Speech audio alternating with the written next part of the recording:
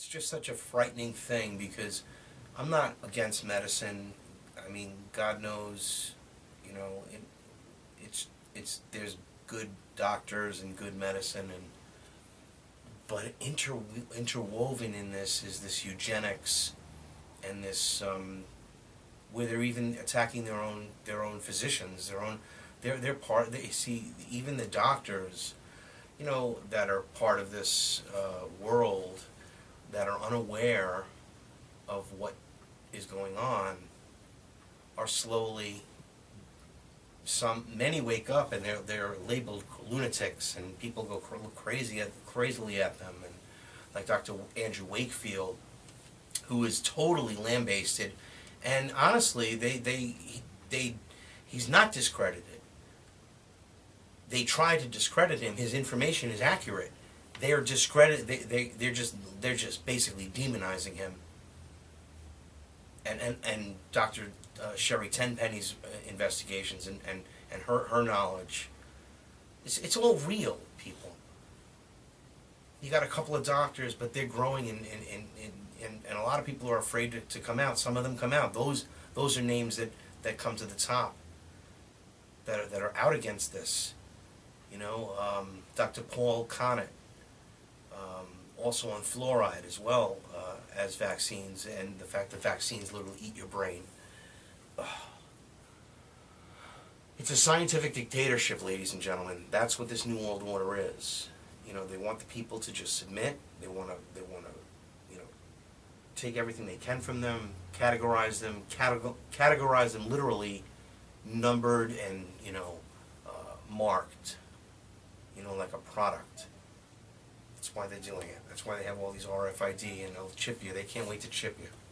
Why do you think the Nazis tattooed and they used IBM to catalog their Holocaust victims? That's why. Anyhow, the feds announced a new tax on Christmas trees. That's going to go over real well in an election season. It's already, I think, been knocked down, people, but it just shows you how ridiculous our government has become. The U.S. Department of Agriculture is going to delay implementation and revisit a proposed new 15-cent fee on fresh-cut Christmas trees. Yeah, prepare to get nickel and dimed, literally. Oh, I love it. H.R. 1505. This is important, folks. It's a land grab for the police state, written by Chuck Baldwin, who ran for president as a constitutionalist. Of course, nobody knows that because nobody in their sleeping minions out there care. Montana Republican Congressman Denny Rehberg lent his support for ceding more power and authority to the federal government's emerging police state by supporting H.R. 1505, the National Security and Federal Lands Protection Act. Just the name of it frightens me, because it's just, you know what it means. It means we're taking your fucking land, and you're a fucking slave, and you're a serf, and you're going to pay it. You're going to live on your land, but you're going to pay us a tax, and if you don't pay a tax, we're going to take that land from you. I don't care if you own it outright. Okay, I don't care if you can't make any money on the land. This is America. Okay? Land of the free, or I should say land of the fee and home of the slave. Like my cousin Ray Parenti says. Exactly. Exactly. Anyhow, yeah, they're doing a land grab. Dr. Ed Berry has written a very astute summary and analysis on his website, polymontana.com. That's P-O-L-Y Montana.com. Definitely check it out. It's really interesting. He rightly notes that the Department of Homeland Security is the giant head of this whole thing, and is no less than several federal agencies combined into one. It is just the umbrella over all of these controls, because again, they're putting this through a control grid. It's with the TSA, everything, Customs and Border, citizenship and immigration and customs, Secret Service, FEMA, my God, the Coast Guard, it's everything. Homeland Security is Reichland security. We will have freedom in America, freedom. You will do what we tell you, or you will not be free.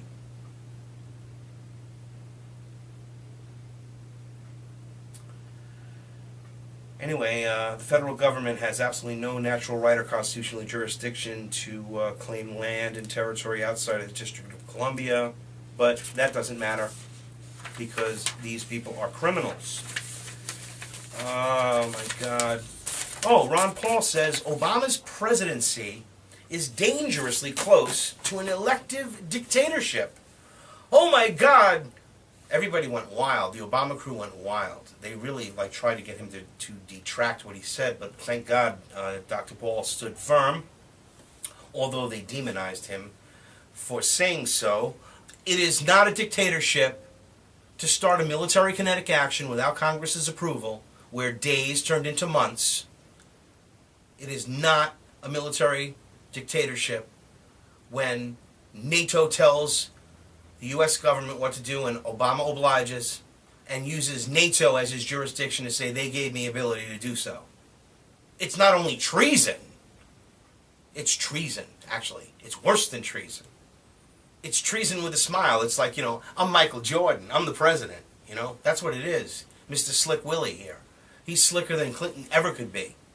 Now, listen, you're going to say, oh, this guy's a Obama hater. He's some right-wing Republican. Listen, I voted for Obama. I have to tell you, I woke up to what's really going on. Truth of the matter is, my whole life I was a Democrat. My father was a union leader, Democratic, from this whole Borg that I'm stuck in here with the whole goddamn world. Okay? He was part of the whole cog. He was a cog in the goddamn wheel. Didn't even realize it. Compartmentalized like everybody else. And then I woke up and realized that these people are criminals. You're backing a criminal. You back Bush, you're backing a criminal. You back Clinton, you're backing a criminal. Okay? They are criminals, all of them. My friend Jacques loves Obama. He just can't figure it out. He thinks he's a good guy because he's so slick and he's so mind controlled because he's so slick. These people are slick. That's why they're president. Because they got to put past all this shit by you. And you got to deal with it and live with it. And if things get rough, you have to deal with it. They need somebody like Obama that's going to say, listen, everybody be calm. When they start rioting in the streets, if he's still president, everybody be calm. And they're hoping that he'll be able to keep everybody calm. Just like, I don't know, maybe he'll do a layup or something. Good. It's true. Texas Congressman and Republican presidential candidate Ron Paul said President Obama's use of executive orders brings the modern presidency dangerously close to an elective dictatorship. He said in a Fox Business Newsweek appearance on Wednesday, this is from this week, the 9th of November, it is flaunting the Constitution and the whole principle of how we're supposed to operate. Exactly. Dr. Paul, you got my vote. I tell you, it's funny.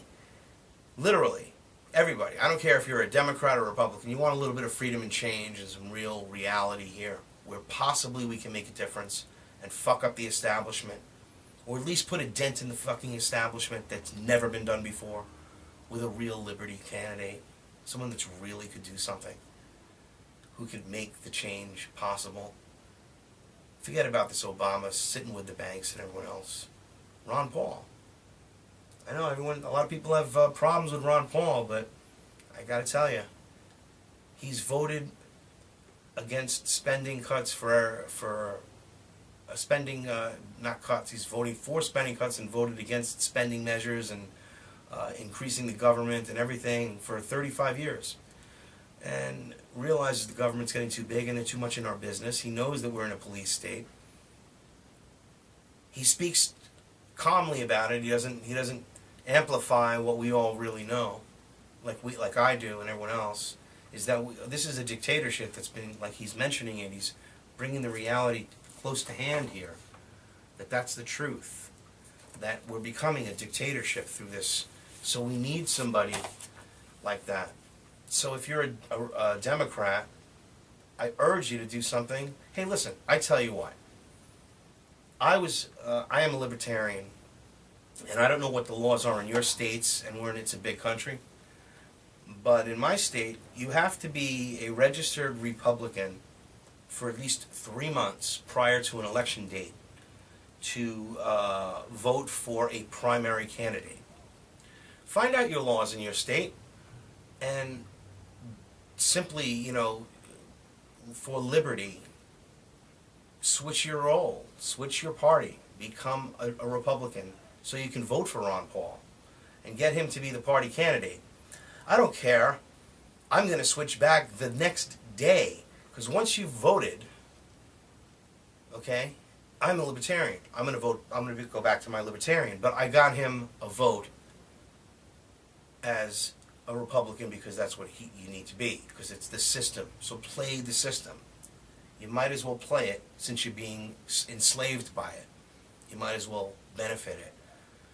Now break your mind up from this thought of it's very hard to break your belief systems, but yes, the most liberal, Republican-hating Democrat, if you really want change and liberty and things that'll make you have some more money when you come home every week and not have the government up your ass, become a Republican and vote for Ron Paul. Then after he gets the nomination, switch to whoever you want, whatever party you feel comfortable, but you vote for Ron Paul. Because I wouldn't be a Republican. I have a big problem with the Republicans and the Democrats. I'm a libertarian. Okay, I want liberty, I want freedom, I want constitutionality. The Constitution Party's nice, but again, they're a little more right-wing, and not that the libertarians are left-wing, it's just that they just have a little more, I don't believe with all of their theories. But you have to come to your decision on your own. It's just the idea is that if you vote for, it's like voting for Bush, it's like voting for Clinton, it's like voting for, Obama. These people are all establishment. You got to look beyond that. Why is everyone ignoring this guy? Vote against the money. Vote for the guy that can't win, because he's the one that will probably do the right thing. And if he doesn't, listen, could it be any worse? Think about it. I doubt it. All right, enough for my pitch on Ron Paul. I try not to make my show political. I'm not going to be here pitching Ron Paul, but I did say that, and maybe over the course of towards the end when I might speak again about it, but that's it. I really can't find any fault with his voting record and the positions that he's held firmly to, and nobody's doing this in Washington except him. So, I'll toss my coin on that one. Enough said. The Obama administration's human rights hypocrisy continues. In September, a Senate Appropriations Committee voted to repeal a Bush-era restriction on the military aid to the dictatorial regime of Islam Karimov in the region of Uzbekistan with the help of the Obama administration. Waiving the restriction will allow military police to aid the Uzbek government on all on our taxpayers' dime. However, it's not just a matter of money. It represents another instance of the Obama administration propping up brutal dictators while pretending to care about human rights. Exactly. Take down Gaddafi, he's a tyrant. These people are worse. You see, they label these people. I did a whole show or a whole segment on a show on the whole Gaddafi fraud. He did good things for his people. He wasn't hated like it. They create this controlled opposition. They fire him up. And then, they make out that he's this big tyrant. The people didn't do this. The people didn't make the change. He wanted to pay in gold. He wanted to change the banking system for the Libyan people, give them more. They had a lot. They get so many rights. Unbelievable. The rights they get are unheard of. You get married, you get 50 grand to buy a house. You get all of these benefits, and it's not socialism type benefits. It's just they give them to you. It's not like they're like this is like the country's poor, and there's nobody that's poor in Libya. It's just such a frightening thing, because I'm not against medicine. I mean, God knows, you know, there's good doctors and good medicine, but interwoven in this is this eugenics and this where they're even attacking their own physicians, they're part. They see even the doctors, you know, that are part of this world, RFID, and they'll chip you. They can't wait to chip you. Why do you think the Nazis tattooed and they used IBM to catalog their Holocaust victims? That's why. Anyhow, the feds announced a new tax on Christmas trees. That's going to go over real well in an election season. It's already, I think, been knocked by it as well as vaccines, and the fact that vaccines literally eat your brain. It's a scientific dictatorship, ladies and gentlemen. That's what this New World Order is. You know, they want the people to just submit. They want to, you know, take everything they can from them, categorize them literally, numbered and, you know, marked, you know, like a product.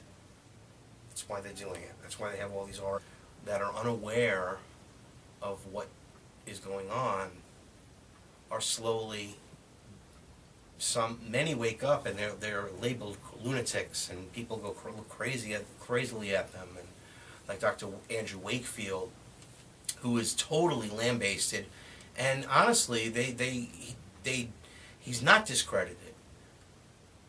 They try to discredit him. His information is accurate. They are discredited. They're just basically demonizing him. And Dr. Sherry Tenpenny's investigations and her knowledge. It's all real, people. You got a couple of doctors, but they're growing, and a lot of people are afraid to come out. Some of them come out. Those are names that come to the top that are out against this. You know, Dr. Paul Connett, also on fluoride.